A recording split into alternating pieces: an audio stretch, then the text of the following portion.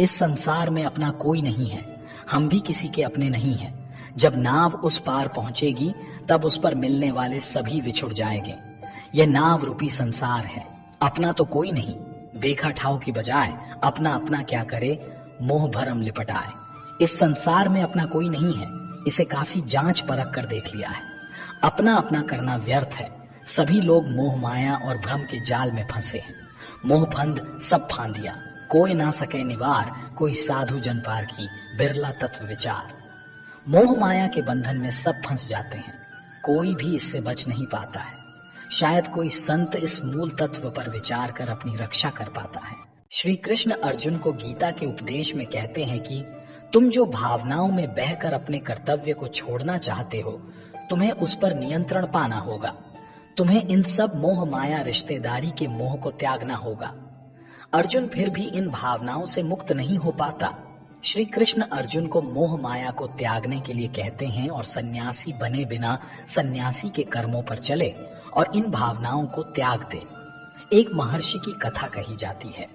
एक महात्मा संसार में बैरागी बन संसार की संपूर्ण माया ममता का बंधन काट कर सन्यास धारण कर वन में तपस्या के लिए गए। संसार को भूलकर निरंतर आत्मा में लीन हो गए। साधना करते करते कई मास व्यतीत हो गए। मन पर संयम तथा अंतर्वृत्तियों पर शासन करने लगे। एक दिन क्या देखते हैं कि उनके आश्रम में 200 गज दूर पर बकरियों का एक झुंड हरी घास चर रहा है। इतने में एक सिंह ने आक्रमण किया और एक बकरी को ले गया। सब बकरियां यत्र तत्र भाग गईं, केवल मिमियाता हुआ एक बच्चा छूट गया। उसकी मां सिंह के द्वारा ले जाई जा चुकी थी। महात्मा को दया आई, वे गए और उस छोटे बच्चे को उठा लाए, पालने लगे। उस बच्चे के लिए हरी घास तथा जल का प्रबंध करने लगे। मास भर में बच्चे में स्वास्थ्य आ गया, ममता मोह बढ़ा। बच्चे को छाया देने के लिए महात्मा ने एक पर्णकुटी की रचना की, घास चारे का प्रबंध किया। वर्ष भर में बकरी बढ़कर झंझने लगी। फिर ऐसा समय आया जब उसके 2 छोटे छोटे बच्चे उत्पन्न हुए। 1 से 3 हो गए। महात्मा की चिंता और बढ़ी। अब उन्हें अधिक चारे तथा स्थान का प्रबंध करना पड़ा। होते होते महात्मा के पास बकरियों का एक पूरा झुंड हो गया। जिस संसार को छोड़कर चले थे, मोह वश होकर फिर उसी में वापस आ गए। उनकी आत्मा बकरी के प्रत्येक बच्चे में बंध गई। मनुष्य का मोह नाना वस्तुओं जैसे घर, जायदाद, बच्चों, छोटी छोटी अनेक वस्तुओं के प्रति होता है। यही बंधन है। जब उसकी किसी वस्तु को किसी प्रकार का कष्ट पहुंचता है या किसी स्वार्थ पर चोट आती है तो आत्मा को कष्ट होता है, मन की शांति भंग हो जाती है। मनुष्य अंदर ही अंदर मानसिक पीड़ा का अनुभव करता है। संतान का मोह मनुष्य की आत्मा का सबसे बड़ा बंधन है। संतान से आप कुछ आशा करते हैं, यदि वह पूर्ण नहीं होती तो आप मन की पीड़ा से विक्षुब्ध हो उठते हैं। मान लीजिए आप एक छोटा कुत्ता घर में पाल लेते हैं।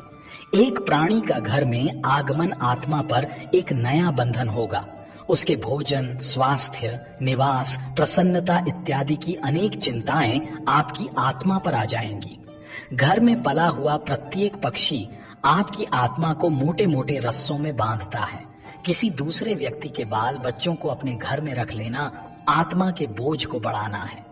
रजत के पैदा होने पर संजय शर्मा और मालती शर्मा बहुत खुश थे। आखिर हो भी क्यों न, शादी के पूरे 7 साल बाद मन्नत के बाद सारे देवी देवताओं के मंदिरों में मत्था टेकने और डॉक्टरों से लेकर झाड़ फूंक करने वाले बाबा तक का चक्कर काटने के बाद संतान हुई। और वो भी वंश का वारिस। तो बहुत खुश तो होंगे ही। सब बहुत खुश थे। इसी हंसी खुशी सुख दुख के माहौल में रजत बड़ा होने लगा। मालती जी की तो पूरी दुनिया ही रजत के पीछे घूमती। कई बार शर्मा जी टोक देते कि इतना मोह न करो इससे मालती, बाद में तकलीफ होगी। मालती जी अनसुना कर जाती। 8 साल का हो गया रजत, अभी भी मालती जी अपने हाथों से ही उसे खाना खिलाती। एक दिन शर्मा जी ने कह दिया, आखिर कब तक उसे अपने पल्लू से बांध रखोगी? अभी तक खुद से खाना नहीं सीखा है लड़का। तपाक से मालती जी ने कहा, शर्मा जी, एक दिन तो ये चिड़िया उड़ ही न जानी है और घोंसला खाली हो जाना है। शर्मा जी ने कुछ कहना उचित न समझा। धीरे धीरे रजत बड़ा होने लगा। अब वो माँ का पल्लू पकड़ के नहीं घूमता। हाँ, ये और बात है कि वो अभी भी माँ का ही बेटा है। पर अब उसने पंख पसारने चालू कर दिए थे। अब कॉलेज पहुंच गया था वो। उसकी माँ के अलावा भी अलग दुनिया थी, जिसमें दोस्ती, यारी, प्यार, मोहब्बत, जवानी सब थी। धीरे से वो समय भी आ गया जब चूजे ने उड़ान भरने की सोची और घोंसला खाली कर गया। रजत अब कॉलेज की पढ़ाई पूरी करके नौकरी करने के लिए शहर चला गया। ऐसे तो मालती जी ने उसे हंसी खुशी भेजा, पर उसके जाते ही वो दुखी रहने लगी। एक दिन शर्मा जी से मालती जी की हालत देखी नहीं गई और बोले, इसीलिए मालती मैं तुमसे हमेशा कहता था कि ये सब मोह माया का बंधन है, इसी में अपने आप को सीमित मत करके रखो। तुम्हें तो पता था कि एक दिन चिड़िया उड़ जाएगी, फिर भी देखो क्या हाल बना रखा है तुमने अपना। ये प्रकृति का नियम है, घोंसला खाली करके चिड़िया को उड़ान भरना ही होगा। तुम भी तो आई ना किसी का घोंसला खाली करके, मैं भी अपना घोंसला छोड़कर आया। अब रजत की बारी है, उसकी उड़ान में उसकी कमजोरी की जगह उसकी ताकत बनो। शर्मा जी बातों का जादू जैसा असर हुआ मालती जी पर। अब वो अपने को मुक्त महसूस कर रही थी मोह जाल से। अब उन्होंने ठान ली, अब अपने लिए जिंदगी जिएंगी वो। अब उन्होंने अपने आप को सिलाई, बुनाई, भजन, कीर्तन, पेंटिंग्स, जो उनके शौक थे उसमें रमा लिया था। पर फिर भी मोह माया से अछूती नहीं रह गई थी, अभी भी दिल के किसी कोने में दबाया हुआ था। एक दिन अचानक रजत घर आ गया। शहर से आखिरी बार मिलने आया था, 2 दिन बाद विदेश जा रहा था और अब साल भर बाद ही आने वाला था। उसकी ये बात से एक बार फिर मालती जी के दिल में दबी मोह माया ने उनके ऊपर हावी होने शुरू कर दिया। वो मान ही नहीं रही थी। रजत हार चुका था। अब उसने अपने पिता शर्मा जी की ओर देखा तो उन्होंने आंखों से ही इशारा किया कि तुम जाओ, मैं मनाने की कोशिश करता हूं। उनका इशारा पाते ही रजत अपने कमरे में चला गया। शर्मा जी ने मालती जी से कहा, फिर तुमने अपने आप को फंसा लिया मोह जाल में। तिलमिलाकर मालती जी ने कहा, बस शर्मा जी, अब नहीं, मैं इंसान हूं, मोह माया के जाल में ही बंद कर रहूंगी। अगर मोह माया के जाल में मुझे फंसना नहीं होता तो गृहस्थ आश्रम में प्रवेश के पहले संन्यास धारण कर लेती मैं। शर्मा जी ने मुस्कुराकर कहा, मैं तुम्हें कुछ नहीं सजाऊंगा, तुम खुद समझदार हो। हाँ, इतना जरूर कहूंगा कि कल को अगर वो तुम्हें कहे कि तुम्हारी वजह से वो तरक्की नहीं कर सका, तुमने उसकी उड़ान में बाधा पहुंचाई, वो तुम्हारी वजह से अपने मुताबिक अपना घोंसला न बना सका, तब पछताना नहीं। इतना कहकर शर्मा जी चले गए सोने और मालती जी रात भर करवटें बदलती रहीं। अगले दिन सुबह रजत ने एक बार फिर माँ के विचार जानना चाहे। इस बार मालती जी ने हाँ में सिर हिलाया और बोली, रजत, पर मेरी एक शर्त है बेटा, हर साल तुझे मिलने आना होगा और रोज फोन करेगा, और इतना याद रखना बेटा, हमारे साथ कहीं बागबान न हो जाए। उनके 4 बेटे थे, मेरा तो बस एक तू ही है। रजत ने हंसते हुए अपनी माँ को पकड़ लिया और बोला, ऐसा कुछ नहीं होगा, और मैं हमेशा के लिए नहीं जा रहा, बस कुछ साल बाद आ जाऊंगा, थोड़ा अपना करियर जमा लूं। अगले दिन हंसी खुशी वो चला गया। रोज फोन आते उसके और वायदे के मुताबिक हर साल वो मिलने भी आता। पर अब चिड़िया बहुत दूर जा चुकी थी। अब होली दिवाली सब सूनी रहती। जब चिड़िया यानी रजत घर आता, चाहे वो साल का कोई भी महीना हो, होली दिवाली तभी मनती। ऐसे ही करते हुए 10 साल बीत गए। शर्मा दंपति ने पोते पोतियों के मुंह भी देख लिए, पर रजत हर बार कहता, ये आखिरी साल है, अगले साल आ जाऊंगा, पर नहीं आया। हर साल की तरह इस साल भी रजत घर आया है मिलने। मालती जी शाम की चाय लेकर शर्मा जी के पास गार्डन में आती है। अरे रजत कहाँ है, चाय नहीं पिएगा क्या? शर्मा जी ने पूछा। मालती जी कहती है, सब सो रहे हैं, दोनों चुपचाप चाय पीते हैं।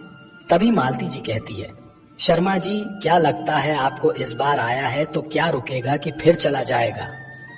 शर्मा जी अखबार से मुंह हटाते हुए मालती जी की तरफ देखकर मुस्कुराते हैं, और जैसे ही कुछ बोलने को होते हैं कि मालती जी तपाक से कहती हैं, बस बस, आगे कुछ मत बोलिए, आप मुझे सब पता है, सब मोह माया है।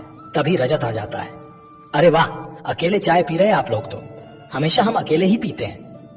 मालती जी के इतना कहते ही रजत कुर्सी से उठकर उनके पैर के पास बैठ जाता है नीचे और उनके गोद में सिर रखकर कहता है, माँ, आपको पता है मैंने शहर में एक स्टार्टअप खोल लिया है दोस्तों के साथ, और अब आपका जब दिल करे आ जाना रहने मेरे साथ, और अब मैं वापस नहीं जा रहा। विदेश ये सब मोह माया है, कितना भागूंगा इनके पीछे। रजत के मुंह से ये बात सुनते ही मालती जी और शर्मा जी ने एक दूसरे को देखा और आंखों की भाषा पढ़कर मुस्कुरा दिए। अब उड़ान भरकर जी भर के सैर करके चूजा चिड़िया जो बन गया है घोंसले में वापस आ गया है, अपना नया घोंसला बना ले। मालती जी ने कहा, मेरा बेटा अगर स्वार्थी होता तो केवल अर्थी देने आता, पर उसने ऐसा नहीं किया। उड़ान भरी, दुनिया देखी और घोंसले में आ गया। पर सब चिड़िया ऐसी कहाँ होती है, कुछ स्वार्थी भी होती है। महाभारत में श्री कृष्ण ने अर्जुन से कहा था, जब ज्ञान की धारा बहती है तो सबसे पहले मोह को नष्ट करती है। मोह को इसलिए नष्ट करती है क्योंकि मोह अज्ञान है। यूनान का सम्राट सिकंदर पूरी दुनिया का जीत लेना चाहता था। एक दिन एक नागा साधु ने सिकंदर से कहा कि तू ये पूरी दुनिया जीत लेगा, उसके बाद क्या करेगा, क्योंकि इसके अलावा दूसरी कोई दुनिया है ही नहीं। इतना कहकर संत जोर जोर से हंसने लगा। संत की बातें सुनकर सिकंदर निराश हो गया था। सिकंदर ने संत से कहा कि आप मुझ पर हंसिए मत, ये बात सच ही है, लेकिन मैंने आज तक ये बात सोची ही नहीं थी। सिकंदर ने अभी दुनिया जीती नहीं थी, लेकिन जीतने के विचार से ही वह निराश हो गया था, क्योंकि दुनिया जीतने के बाद कोई और मोह नहीं बचेगा। सिकंदर ने संत से कहा कि आप हंस क्यों रहे हैं। संत ने जवाब दिया कि तू पूरी दुनिया जीत लेगा तब भी तुझे निराशा ही मिलेगी, क्योंकि तू दुनिया को जीतने के मोह में बंधा है, जबकि मेरे पास कुछ नहीं है, लेकिन मैं हमेशा खुश रहूंगा, क्योंकि मुझे किसी चीज का मोह नहीं है। मोह की वजह से जीवन में दुख ही आते हैं। मोह घर परिवार से हो सकता है, सफलता का मोह हो सकता है, सुख सुविधा और मान सम्मान का मोह का हो सकता है। जहां मोह रहेगा वहां दुख तो आएगा ही। मोह जब सफल होता है तो दुख मिलता है, और जब असफल होता है तब भी दुख ही मिलता है। श्री कृष्ण कहते हैं कि जब कोई मोह त्याग देता है तो उसे मेरी कृपा मिल जाती है। मोह रहित व्यक्ति परम आनंद प्राप्त करता है। इसीलिए मोह का त्याग करना चाहिए और जो हमारे पास है उसी में संतुष्ट रहना चाहिए। ज्यादा पाने का मोह रहेगा तो दुख बढ़ना तय है। बातचीत से ही मसला हल हो जाता तो महाभारत का युद्ध नहीं होता। ऐसे समय जबकि बातचीत के सारे विकल्प आजमा लिए गए थे और जब बातचीत असफल हो गई तब युद्ध शुरू हुआ। कुरुक्षेत्र में युद्ध के प्रथम ही दिन जब कुंती पुत्र अर्जुन ने सामने खड़ी सेना में अपने बंधु और बांधवों को देखा तो अत्यंत करुणा से युक्त होकर शोक वचन कहने लगा। अर्जुन बोले, हे कृष्ण, युद्ध क्षेत्र में डटे हुए युद्ध के अभिलाषी इस स्वजन समुदाय को देखकर मेरे अंग शिथिल हुए जा रहे हैं और मैं लक्षणों को भी विपरीत ही देख रहा हूँ तथा युद्ध में स्वजन समुदाय को मारकर कल्याण भी नहीं देखता। हे कृष्ण, मैं न तो विजय चाहता हूँ और न राज्य तथा सुखों को ही। हे गोविंद, हमें ऐसे राज्य से क्या प्रयोजन है अथवा ऐसे भोगों से और जीवन से भी क्या लाभ है। हे मधुसूदन, मुझे मारने पर भी अथवा तीनों लोकों के राज्य के लिए भी मैं इन सबको मारना नहीं चाहता, फिर पृथ्वी के लिए तो कहना ही क्या है। ऐसी बहुत सी बातें अर्जुन बोलकर रणभूमि में शोक से उद्विग्न होकर बाण सहित धनुष को त्याग कर रथ के पिछले भाग में बैठ गए। सोचिए, सामने युद्ध खड़ा है, सभी बंधु बांधव आपको मारने के लिए तैयार ही बैठे हैं और वे शोक नहीं कर रहे हैं, लेकिन अर्जुन शोक कर रहा है। यदि अर्जुन ऐसे समय युद्ध नहीं करता है तो क्या होगा? कृष्ण यही अर्जुन को समझाते हैं। श्री भगवान बोले, हे अर्जुन, तुझे इस असमय में यह मोह किस हेतु से प्राप्त हुआ? क्योंकि न तो यह श्रेष्ठ पुरुषों द्वारा आचरित है, न स्वर्ग को देने वाला है और न कीर्ति को करने वाला ही है। इसीलिए हे अर्जुन, नपुंसकता को मत प्राप्त हो, तुझ में यह उचित नहीं जान पड़ती। हे परंतप, हृदय की तुच्छ दुर्बलता को त्याग कर युद्ध के लिए खड़ा हो जा। ऐसा कहने पर भी अर्जुन श्री गोविंद भगवान से युद्ध नहीं करूंगा यह स्पष्ट कहकर चुप हो गए। उन्होंने धनुष और बाण एक तरफ रख दिए। कृष्ण बोले, तथा अपने धर्म को देखकर भी तू भय करने योग्य नहीं है, अर्थात तुझे भय नहीं करना चाहिए, क्योंकि क्षत्रिय के लिए धर्मयुक्त युद्ध से बढ़कर दूसरा कोई कल्याणकारी कर्तव्य नहीं है। हे पार्थ, अपने आप प्राप्त हुए और खुले हुए स्वर्ग के द्वार रूप इस प्रकार के युद्ध को भाग्यवान क्षत्रिय लोग ही पाते हैं। किंतु यदि तू इस धर्मयुक्त युद्ध को नहीं करेगा तो स्वधर्म और कीर्ति को खोकर पाप को प्राप्त होगा। तथा सब लोग तेरी बहुत काल तक रहने वाली अपकीर्ति का भी कथन करेंगे और माननीय पुरुष के लिए अपकीर्ति मरण से भी बढ़कर है। और जिनकी दृष्टि में तू पहले बहुत सम्मानित होकर अब लघुता को प्राप्त होगा, वे महारथी लोग तुझे भय के कारण युद्ध से हटा हुआ मानेंगे। तेरे वैरी लोग तेरे सामर्थ्य की निंदा करते हुए तुझे बहुत से न कहने योग्य वचन भी कहेंगे। उससे अधिक दुख और क्या होगा? या तो तू युद्ध में मारा जाकर स्वर्ग को प्राप्त होगा अथवा संग्राम में जीतकर पृथ्वी का राज्य भोगेगा। इस कारण हे अर्जुन, तू युद्ध के लिए निश्चय करके खड़ा हो जा। जय पराजय, लाभ हानि और सुख दुख को समान समझकर उसके बाद युद्ध के लिए तैयार हो जा। इस प्रकार युद्ध करने से तू पाप को नहीं प्राप्त होगा।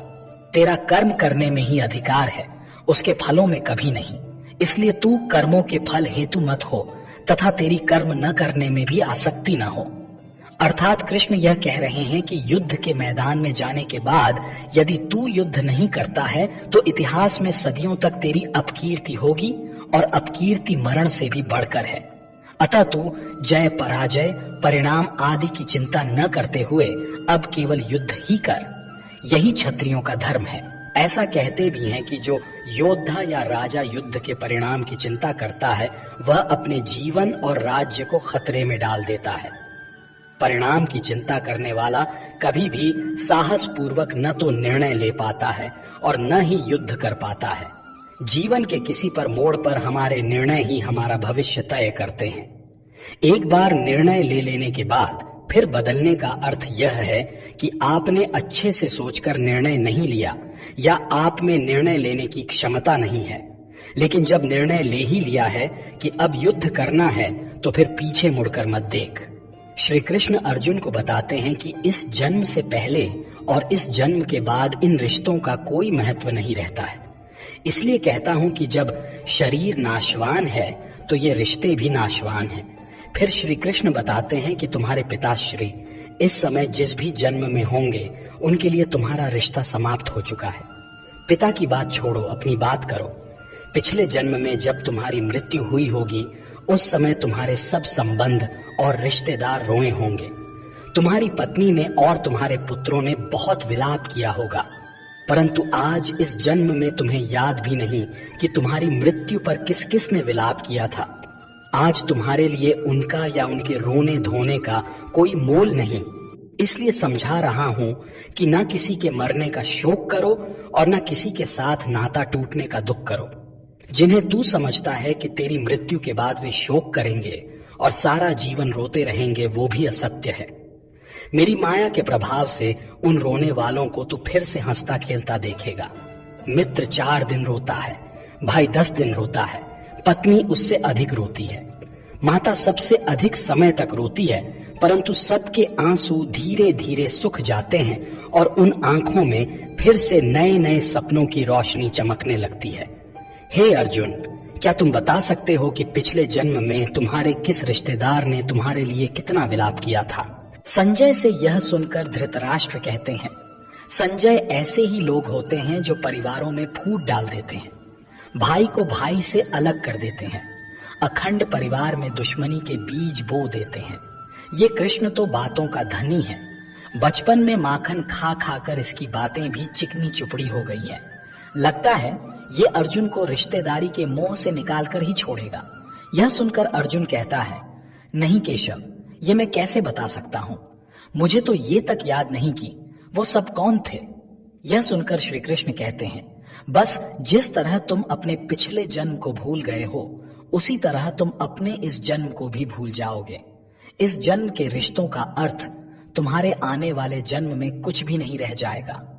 आज अभिमन्यु को अपना पुत्र समझ रहे हो सकता है कि पिछले जन्म में वह तुम्हारा पिता रहा हो या आने वाले जन्म में तुम्हारा महाशत्रु बन जाए।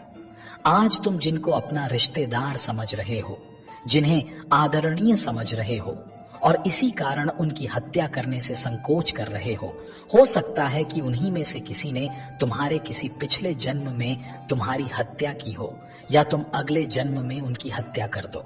हे अर्जुन, ये रिश्ते शरीर के साथ ही जन्मते हैं और शरीर की मृत्यु के साथ ही मर जाते हैं। इसलिए इन रिश्ते नाते के चक्रव्यूह से बाहर आ जाओ। आत्मा अमर है और इस अमर सत्य को पहचानो। रिश्ते तो बदलते रहते हैं। संजय से यह सुनकर धृतराष्ट्र कहते हैं, संजय, ऐसे ही लोग होते हैं जो परिवारों में फूट डाल देते हैं, भाई को भाई से अलग कर देते हैं, अखंड परिवार में दुश्मनी के बीज बो देते हैं। ये कृष्ण तो बातों का धनी है। बचपन में माखन खा खा कर इसकी बातें भी चिकनी चुपड़ी हो गई हैं। लगता है ये अर्जुन को रिश्तेदारी के मोह से निकाल कर ही छोड़ेगा। यह सुनकर संजय कहता है, महाराज, बातें सच्ची हो तो मनुष्य उसे तुरंत मान लेता है। श्री कृष्ण की बातें सच्ची हैं, तभी तो दिल को भांति है। यह सुनकर धृतराष्ट्र कहते हैं, भांति हैं? अरे, मेरे दिल में तो तीर की तरह चुभ रही है उसकी बातें। मैं तो खुश था कि कृष्ण इस युद्ध में हथियार नहीं उठाएगा, परंतु अब पता चला कि उसका शस्त्र ही उसकी भयंकर जीभ है और वह इस शस्त्र का बेधड़क प्रयोग कर रहा है और कोई कुछ नहीं कर सकता। अब बताओ, उसकी जीभ कौन से अंगारे बरसा रही है? श्री कृष्ण कहते हैं, हे अर्जुन, इसलिए तुम्हें न रिश्तों का मोह करना चाहिए और न रिश्तों के टूटने का शोक करना चाहिए। यही सांख्य योग का ज्ञान है कि मनुष्य को एक सन्यासी की भांति सोचना चाहिए। ये सब रिश्ते नाते मोह को उत्पन्न करते हैं और मोह इन रिश्ते नातों को इतनी जोर से पकड़ लेता है कि जैसे एक लोभी पुरुष डूबते हुए भी धन की गठरी को नहीं छोड़ता है और आखिर में उसकी गठरी के बोझ से खुद भी डूब जाता है। इसलिए अपने मन को सन्यासी बनाओ, मोह को छोड़ो और इस बात पर ध्यान दो कि इस समय तुम्हारा कर्तव्य क्या है, तुम्हारा धर्म क्या है और उसी के अनुसार कर्म करो। यह सुनकर देवी पार्वती कहती हैं, प्रभु श्री कृष्ण एक ओर तो कह रहे हैं कि ये रिश्ते नाते सब व्यर्थ हैं, इनका मोह त्याग दो, इन बंधनों से मुक्त हो जाओ, और दूसरी ओर वे अर्जुन को युद्ध करने की प्रेरणा दे रहे हैं, उसे सगे संबंधियों के विरुद्ध हथियार उठाने को कह रहे हैं और उनकी हत्या करने को कह रहे हैं। एक ओर वे सन्यासी होने का कह रहे हैं और दूसरी ओर युद्ध करने का कह रहे हैं। ये कैसा परस्पर विरोधी विचार है? सन्यासी हो जाए तो युद्ध क्यों करें और युद्ध करे तो सन्यासी कहाँ रहा? यह सुनकर शिवजी इस बात को विस्तार से बताते हैं, परंतु पार्वती जी कई तरह के उत्तर पर पूर्ण प्रश्न करती हैं। तब शिवजी सभी प्रश्नों के उत्तर देते हैं। अंत में श्री कृष्ण को उदाहरण स्वरूप प्रस्तुत करके कहते हैं कि वे सन्यासी होकर भी युद्ध करते रहे हैं, कभी हारे और कभी जीते, परंतु उनके चेहरे पर वही मुस्कान और वही शांति बनी रही। उन्होंने कर्म करते हुए भी लाभ हानि और परिणाम की कभी चिंता नहीं की। अर्जुन कहता है, हे केशव, एक तरफ तुम सन्यासी की भांति रहने को कह रहे हो और दूसरी ओर सब रिश्ते नाते को तोड़कर कर्म करने को कह रहे हो। ये दोनों बातें विरोधी हैं। तुम जानते हो कि मनुष्य जब कोई कर्म करता है तो उस कर्म का कोई कारण होता है, कोई प्रेरक होता है जिसकी प्रेरणा से मनुष्य कर्म करता है। कोई भावना तो होती है जिस भावना की पूर्ति के लिए मनुष्य अच्छा या बुरा कोई भी कर्म करता है। अर्थात कर्म की जड़ में एक भावना होती है और भावना की जड़ में कोई ना कोई रिश्ता होता है, क्योंकि किसी ना किसी रिश्ते की जड़ से ही तो भावना पैदा होती है। इसलिए यदि मनुष्य सारे रिश्ते तोड़ देगा और भावना को त्याग देगा तो फिर वह कर्म किसके लिए करेगा? श्री कृष्ण कहते हैं कि अपने धर्म के लिए। यह सुनकर अर्जुन कहता है, धर्म के लिए? अर्थात अपने धर्म के लिए भावना की आवश्यकता नहीं होती। यह सुनकर श्री कृष्ण कहते हैं, नहीं, धर्म के लिए भावना की नहीं, अपने कर्तव्य के ज्ञान की आवश्यकता होती है। आगे श्री कृष्ण कहते हैं, प्राणी यदि अपने अंतर में झांके तो उसे आत्मा के अंदर परमात्मा का प्रकाश स्पष्ट दिखाई देगा। उसी को परमात्मा का साक्षात्कार कहते हैं। यह सुनकर अर्जुन कहता है कि तुम तो कहते हो कि अपने अंतर में झांककर आत्मा को और उस आत्मा में प्रकाशित परमात्मा को पहचानो, अर्थात आत्मा से अलग कोई और है जो आत्मा को पहचानेगा। ये किसको कह रहे हो कि आत्मा को पहचानो? कौन पहचानेगा आत्मा को? यह सुनकर श्री कृष्ण कहते हैं, तुम्हारा मन। यह सुनकर अर्जुन कहता है, परंतु तुम तो कहते हो कि मन माया जाल में फंसाकर प्राणी को बहुत नाच नचाता है, फिर वह आत्मा और परमात्मा की ओर क्यों ले जाएगा? यह सुनकर श्री कृष्ण कहते हैं, तुमने ठीक प्रश्न किया अर्जुन। इसका उत्तर यह है कि जब तक तुम अपने आप को मन और विषयों के अधीन रहने दोगे, तब तक वह तुम्हें नाच नचाता रहेगा। हे पार्थ, मनुष्य का शरीर एक रथ की भांति है।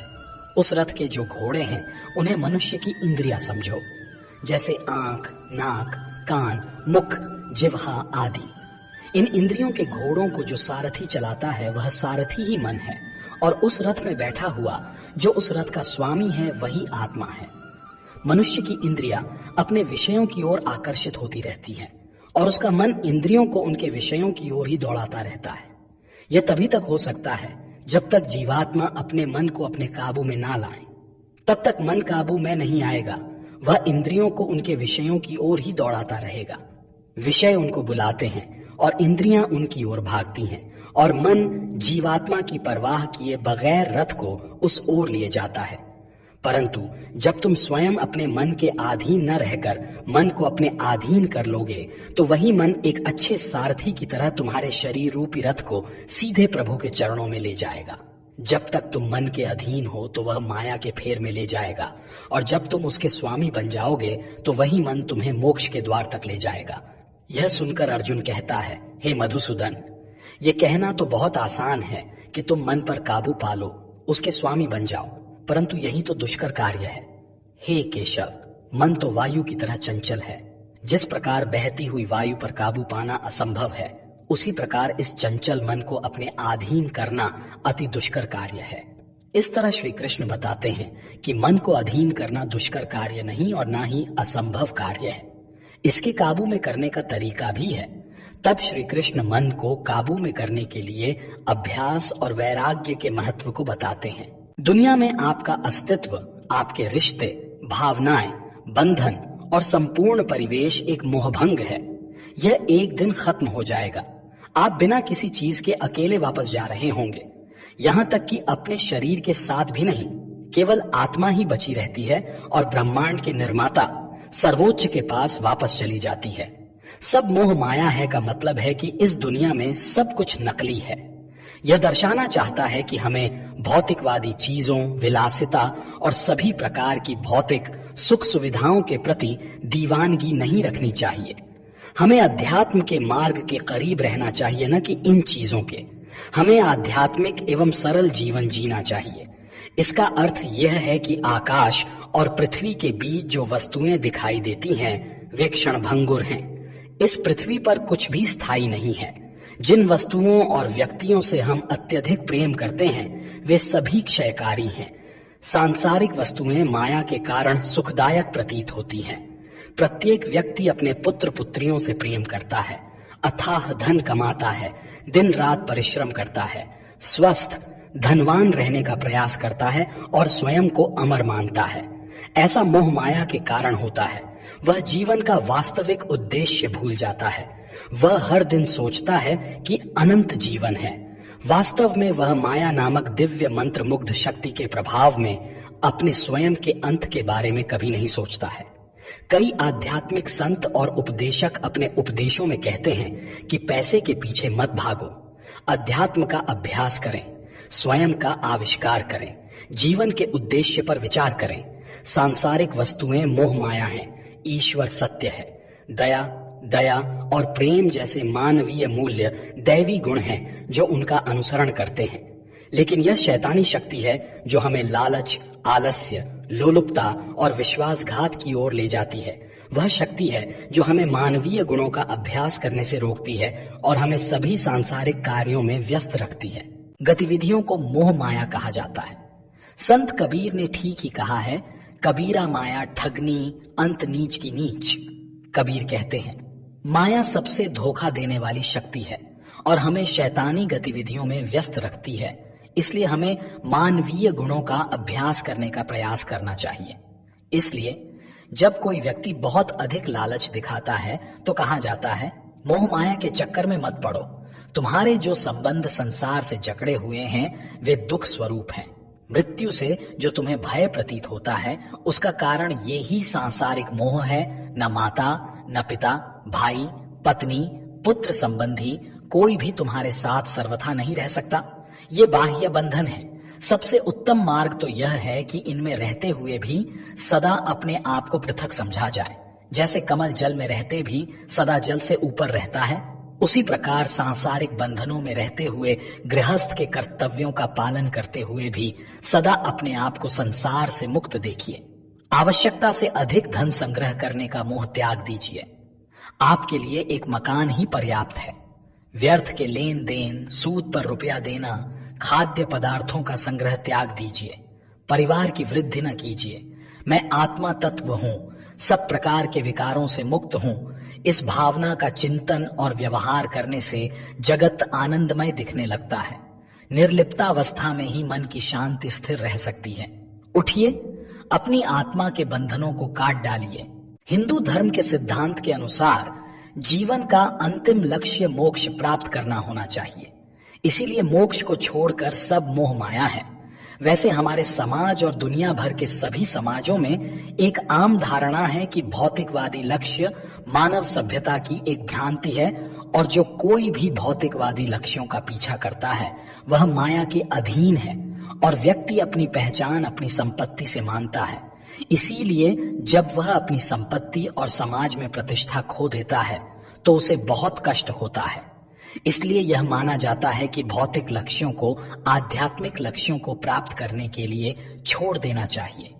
एक अच्छा इंसान बनने का प्रयास और अन्य गुण जिन्हें व्यक्ति को प्राप्त करना चाहिए, यह कुछ हद तक सच है, लेकिन वास्तव में उथले स्तर पर है। और जब कोई वास्तव में इस वाक्यांश की गहराई में जाता है तो इसका बहुत गहरा महत्व होता है।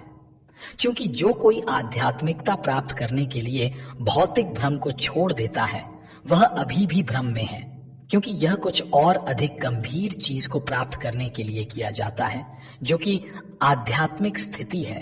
केवल उन लोगों से श्रेष्ठ महसूस करने के लिए जो भौतिकता का पीछा करते हैं।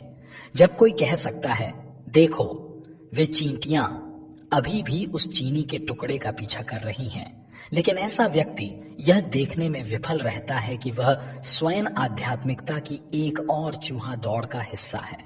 इस वाक्यांश का अर्थ यह है कि हमारा अहंकार या हमारी पहचान, हम जो कुछ भी करते हैं वह केवल भ्रम है। इस भ्रम से बाहर निकलने के लिए किया गया कोई भी प्रयास हमें और अधिक फंसाएगा। हम अपने आप से, अपने विचारों और अहंकार से इतने अधिक जुड़े हुए हैं कि हम वास्तविकता को, वर्तमान को उस रूप में देखने में असफल हो जाते हैं जिस रूप में वह है। हमारे पास हमेशा पूर्वाग्रह, राय और विचार होते हैं, लेकिन जब हम उनसे चिपकना बंद कर देते हैं तभी कोई उस भ्रम के पार देख पाता है। लेकिन यह संभव नहीं हो सकता है, क्योंकि एक और बड़ा भ्रम है जो हमारा दिमाग हमें वास्तविक दुनिया का अनुभव कराने के लिए पैदा करता है। मैं जानता हूं कि यह भ्रमित करने वाला है, लेकिन इसीलिए हमारे पास विज्ञान है जो हमेशा यह देखने का प्रयास करता है कि वास्तविक क्या है, और इसका भी कोई स्पष्ट उत्तर नहीं है, क्योंकि हमारा दिमाग वास्तव में वास्तविकता के भव्य भ्रम के माध्यम से देखने तक ही सीमित है। ईश्वर को पाने के लिए सांसारिक वस्तुओं का मोह त्याग कर उनके चिंतन में मन को लगाना चाहिए। उनकी भक्ति में रम जाने का ये एक सहज, सरल व सुगम मार्ग है जिससे इंसान उस परमपिता परमात्मा को पाकर सभी चिंताओं से मुक्त हो जाता है। भगवान श्री कृष्ण कहते हैं कि अपने मन को सांसारिक चीजों से विरक्त कर हमारी भक्ति में मन लगाओ। यहाँ परमपिता परमेश्वर स्वयं भक्त बनने का आग्रह कर रहे हैं। इसमें लाभ किसका है? जीवात्मा का। यहाँ प्रभु कहते हैं, मुझ में मन को लगाओ। जब मन लगाएंगे तभी भक्ति आएगी। अब यहाँ एक प्रश्न ये भी उठता है कि भगवान बार बार भक्त से अपनी ही पूजा करने को क्यों कहते हैं? ईश्वर अंश जीव अविनाशी, हम सब ईश्वर के अंश हैं। भगवान हमारे पिता हैं, परमात्मा हमारे उद्धार करता है। कृष्ण यहाँ परम ब्रह्म है। वह नित्य मन को भागवत चिंतन में लगाने की बात कर रहे हैं। मन की एकाग्रता एकाएक नहीं आती है, वरन उसके लिए भक्त को निरंतर अभ्यास करना पड़ता है। भगवान को नमस्कार करें। सकाम कर्म से मुक्त शुद्ध भक्ति की बात इसके पहले 8वें अध्याय में ही भगवान ने कह दी है। गीता भक्ति पथ दिखाती है, गीता कर्मयोग सिखाती है। जैसे हम किसी वृक्ष के तनों व पत्तियों को सींचें तो कोई लाभ है क्या? बिल्कुल नहीं। जब हम वृक्ष के जड़ में जल अर्पित करेंगे तो सब अंगों को जल मिल जाएगा, वह पूरा वृक्ष हरा भरा हो जाएगा। वैसे ही एकमात्र भगवान की ही पूजा करने से हम सभी देवी देवताओं की पूजा स्वतः कर लेते हैं।